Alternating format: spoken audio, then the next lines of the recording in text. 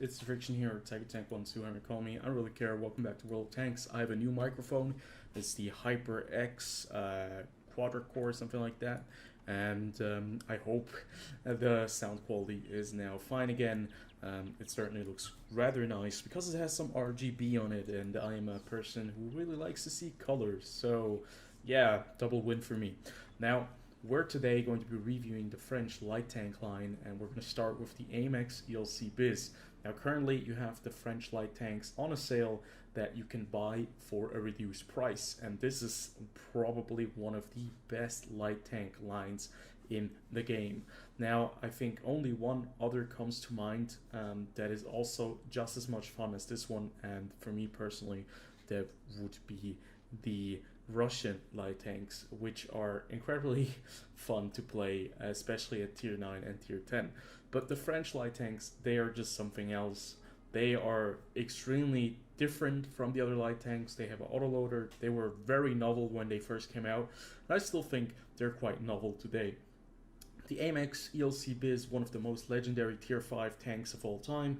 Then you have the AMX 12T, the 1375, the Batchet 12T, the 1390, and the AMX 13105. Now I've played all of them, and the AMX 1390 is by far my favorite one of them, but I also really enjoyed the ELC Bis and 1375. So generally speaking, if you like light tanks, this is probably the line that you already have grinded, or the line that you should definitely be paying some attention to. So without further ado, let's go over to the AMX ELC Bis and let's talk a little bit about this tank. This tank has seen several nerfs in the last few years, and it's no longer as effective as it once was, but it still is one of the best tier 5 light tanks in the game for one simple reason, and that simple reason is this very nice gun that you have right here. This is the 90mm gun, and if we go to the research tab, you can see that you have several options. You have a 75mm gun and another 75mm gun, the SA44L. Now, if you want to play the ELC Bis with a 75mm gun, you should probably be playing the Chaffee, because that thing is a better platform in a lot of different ways, and it has a better 75mm gun. But when you go to that very nice 90mm gun, the D915, you get this absolute beast at tier 5. Now this gun has several things, and some of them are really nice, so let's get right into it.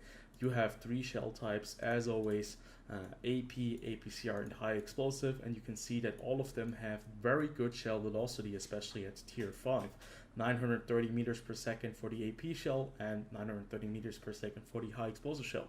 The APCR shell obviously flies even faster with 1163 meters per second, which is basically on levels of tier 9 medium tanks and tier 8 medium tanks with their premium APCR shells. Now, the average penetration is obviously not going to be that great since you're a tier 5 tank, 120 millimeters, but that's by far more than enough to fight against tier 5 and tier 6 opponents, and 150 on the APCR shells. Now, the high explosive shell, 45 millimeters, doesn't seem like a lot for basically any tank that is above tier 5, but 45 millimeters of penetration on the high explosive shell at tier 5 is actually quite a blessing. You'll see that in the gameplay afterwards. So one of the main reasons why this tank is so much fun is because of its gun. This is a very rare instance where you have a very powerful gun mounted on a tier 5 tank. The only other tanks that I can think of at tier 5 that have this incredible kind of firepower used to be the Panzer IV and the M4 Sherman with the 105 derp howitzer gun, but these tanks don't work as they used to, at least nowadays in my opinion. So the rate of fire is going to be one of the biggest downsides, only 4.97 rounds per minute, and that is with premium consumables and a gun rammer, so your load time is going to be 14 seconds without either one of those things. The gun traverse speed is actually quite decent, 45.89 degrees per second, but there's a very big catch because this is a turret that cannot turn fully. This is a turret that can only turn 15 degrees to the left and 15 degrees to the right, so you're going to be very limited in that capacity. When you're trying to shoot something at range, it's not going to be as much as a problem, but if it's close by, you'll actually have to turn your entire tank, and that is going to be quite difficult to do, especially when you're trying to stay hidden. So sometimes not shooting the gun is probably the better option than shooting the gun. 5 degrees of gun depression don't make things easier. You are quite low, so your profile is quite small. You are going to be able to shoot at tanks most of the time, but 5 degrees of gun depression is going to be a little bit of a nuisance in certain situations. You do have 13 degrees of gun elevation though, and that is below average again, but it's still better than the 5 degrees of gun depression you have. Now the aim time is something that is not very good, especially on the lower tiers. Usually bigger caliber guns have quite high aim time. There is nothing different here, so 2.78 seconds for fully aimed in reticle, but the dispersion values are actually quite fine. Now with the premium consumables, it's at 0.36. That is almost viable at longer distances, but you can see the terrible DPM that you have right here, 1192. If we do compare that to the Chaffee, which I do have in my garage, I think, or I might not have in my garage right now, but if we go to the preview, I can show you guys real fast what the DPM is. With the Top Gun, the DPM is at 1500. So with a rammer and everything, you can get that to a level of about 1750. Now, firepower-wise, still, this gun is just the key to this tank, in my opinion. I just always love to play this tank because of the gun. Survivability-wise, this tank does not survive anything. Only has 490 hit points, and its armor is pretty much negligible because it's only 25 at the front, 20 at the turret, and anything with high explosive will ruin your day, which will also include artillery, but we'll get to that in the gameplay. Now, mobility-wise, this is a really mobile tank. It weighs only 7.95 tons max, so anything that drives into you is going to kill you. You do have a 180 horsepower engine, but because the weight is it's such a light tank, you will not have any problems with the engine power because you're still going to be fast enough. You're still going to be able to accelerate quickly enough because you have 25.5 horsepower per ton. There is a slight catch though, and unfortunately you cannot show it right here, but I do think that the ground resistances aren't as good because it takes quite a bit longer to accelerate this tank than some other vehicles with 25.5 horsepower per ton weight ratio. So yeah, just keep that in mind. Your top speed is 60 kph, which is really nice. 20 kph in reverse, and your traverse speed, which is actually quite low for a light tank, is only, now that is in quotation marks, 42.66. That is with premium consumables and with a perk off-road driving skill, because this tank really needs to turn itself when it wants to shoot something that is on the left or the right and outside of the 15-degree gun arc to the left and the right. Concealment wise, this tank is fairly well concealed, as you can see, 41.4%. That is why it's really important to have the concealment skill on both of the crew members. Sadly, I don't have enough skills right here, so I'm using the directive for that. Spotting wise, this tank has 360 meters base view range without any equipment, but with equipment, brothers in arms, and premium consumables, you can get that above 480, above 418, probably to the range of 450 meters spotting range. Now let's talk about the crew. Since you only have 2 crew members here instead of the 3 on the other French light tanks, if we take a look at the AMX 13105, you actually have a commander who has to do quite a lot of things. He's first and foremost commander, and then gunner and radio operator and loader as well. So when you're playing the ELC Bis, these are quite a few things that you actually have to use. So when you're going down the line to the other tanks, we can actually take a quick look and see that the gunner now gets introduced into the vehicle, and the gunner also has loader skills and gunner skill as well, obviously. But the commander here, let's take a look. The commander only, now he still has the radio operator and the loader, so you have to kind of see that the commander really needs a lot of the experience. So it's quite important, especially when you want to be effective ELC Bis, your commander needs to be skilled quite high to be very effective in the game. Now let's talk a little bit about my equipment. I have used the vertical stabilizer because I had some really terrible bloom when I was turning my tank. Since I was turning my tank constantly, I thought I was just going to add the vertical stabilizer on it because I already had it lying around.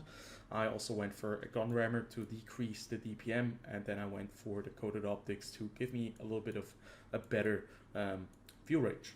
So let's see how well this tank does in combat, and hopefully I can show you what the ELC Bis is capable of in World of Tanks and where its limitations lie.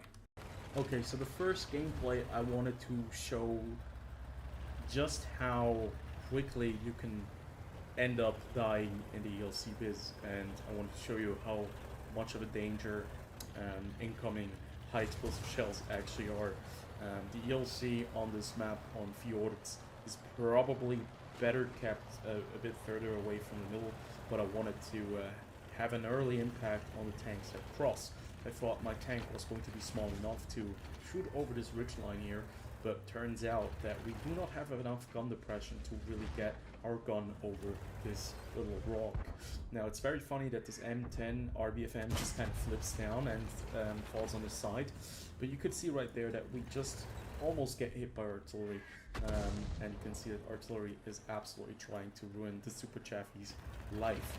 Now that's something you have to be really cautious of, because artillery can be an absolute destructive force when you're playing the ELC Bis, especially one artillery in particular, which is going to be featured in both this gameplay and the next one.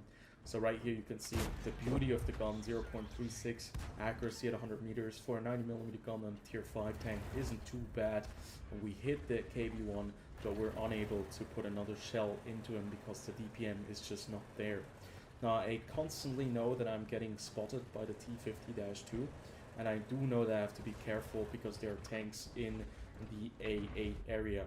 So I'm hoping to shoot some tanks, but sadly for us, as you can see right there, we get absolutely hammered by one tank, and it is, as you always know, the LAFH-18B2. He does 468 damage to us, hits the top of my tank, and I thought I was going to be already safe in this position because my tank is such a small little vehicle. Turns out he actually hit me right on, and there is no place to be already safe in the middle of this map unless I really hug the mountain right there. It is a high explosive shell, a premium one, so it must be the heat shell that he fired. Sadly, that's just something you have to get used to when you're playing the ELC Bis, so do not get spotted. Your tank can be dead in just 2 hits, as you can see right there.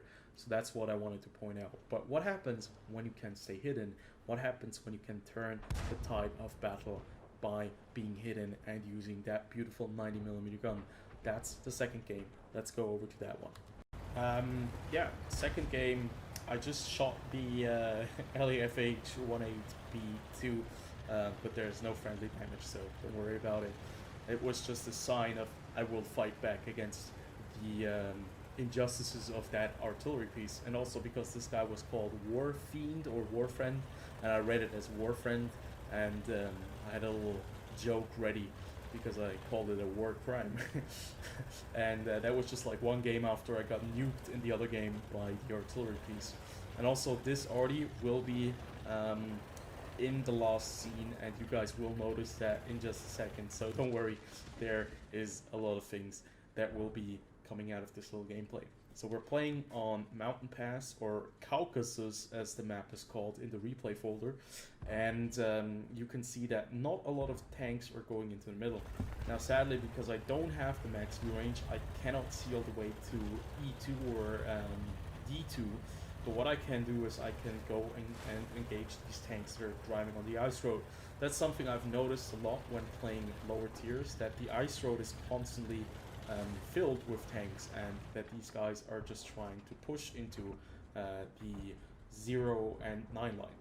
But you know, the beauty of this tank is that this 90mm gun is going up against these tier 5 tanks. These tier 5 tanks, they don't have enough armor, and these tier 5 tanks don't have a lot of HP. So right here I'm trying to knock out this Panzer IV-H, and we hit him twice, and he is now down to 6%.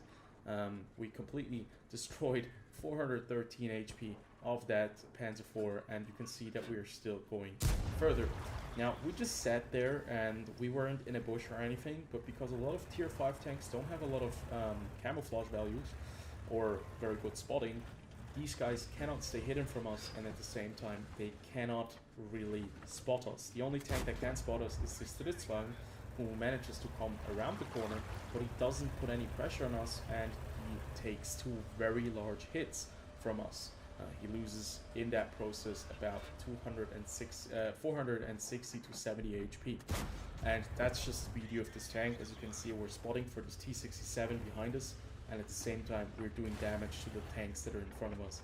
And that's just something you can do with the ELC when you're hidden and when you're far enough away that you can still snipe these tanks. And because these tanks are all tier 5 vehicles and we have their very nice side armor, we don't really have to worry about the penetration at all.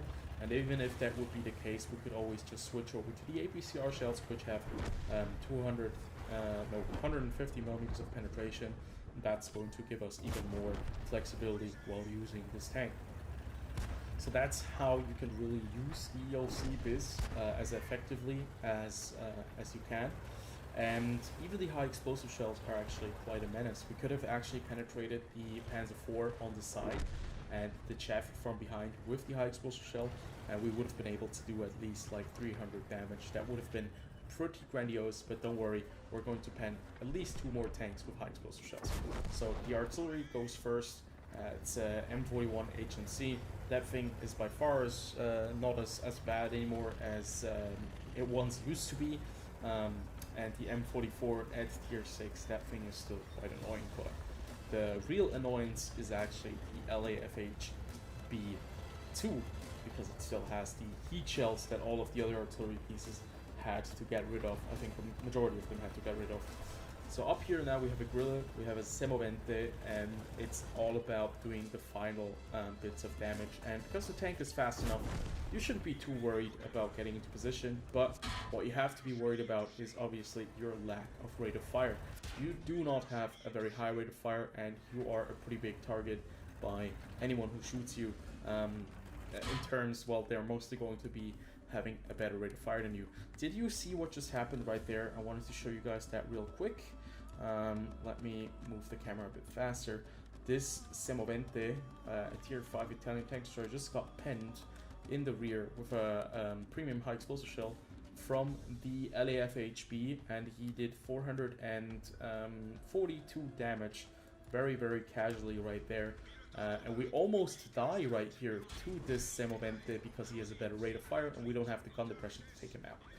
And I do once again emphasize that it was indeed a war crime that he just killed that Semovente with that shot and basically, well, ruined his game. Now, either way, 5 kills, 2,500 damage combined with the assistance damage as well. That is something you can do with the ELC still today, even after the nerfs. This 90mm gun is incredible, and I really like this gun, and I still enjoy playing my ELC, even though I haven't played it in well, over 6 years now. So would I recommend grinding the ELC? Yes, it's a tier 5. You should get there quite easily. Would I recommend the French light tank line? Certainly. This tank is a lot of fun. The French light tanks are a lot of fun, and this tank itself, well, I would give it a 10 out of 10 just for nostalgia purposes. But if I have to be fair, regarding the vehicle's combat capacity, it's at least a 9 out of 10, especially since it still has this very nice gun. Now, obviously, you are going to be facing tier 7 tanks, you're going to be facing tier 6 tanks, where your combat efficiency will be drastically mindered, and where you also are going to be, well, you're going to be facing tanks and maps which are quite small, and where you have to be really cautious, because you only have 490 HP and anything can kill you. Artillery will always look for you, and that's something you have to get used to when you play this tank. But still, I think it's a really, really cool tank, and I hope you guys did like this review. As always, comment, like, and subscribe, and I see you on the next video. Until then, have a good one, and enjoy the week.